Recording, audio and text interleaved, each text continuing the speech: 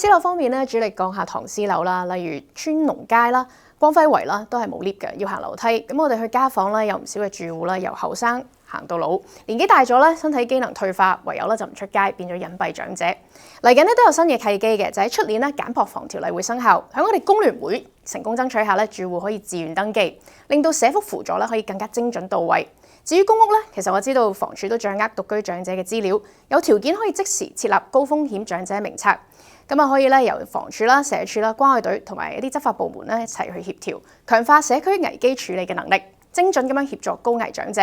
新界西南咧長者多，所以我哋專門都會有一個社福篇，就住關愛長者有更多嘅辦法。舊嘅小區咧都有分公屋同埋私樓嘅，對舊嘅公共屋邨嚟講咧，重大嘅原則就係有原區安置嘅選擇。私樓方面咧，我哋嘅團隊都做過問卷，86.6% 咧都受到滲水嘅困擾，所以我哋都要求滲水辦提速提效去解決。立法會亦都修訂公眾衛生及市政條例，今年8月生效，延長調查妨擾事故嘅時段，成效咧都有待觀察嘅。但無論點咧，舊樓咧受到消防令10年一次嘅驗樓令咧，其實街坊都會好困擾，因為要使一筆錢咧去維修一啲維修唔到嘅嘢，維修完咧環境亦都唔會合乎成本效益咁樣變好，所以市區重建咧就係終極方案，可以解決以上嘅問題。我哋倡議咧油尖旺嘅片區重建模式，可以釋放地積比，規劃埋一啲咧社區缺乏嘅設施，但重點係咧要起可負擔嘅新樓。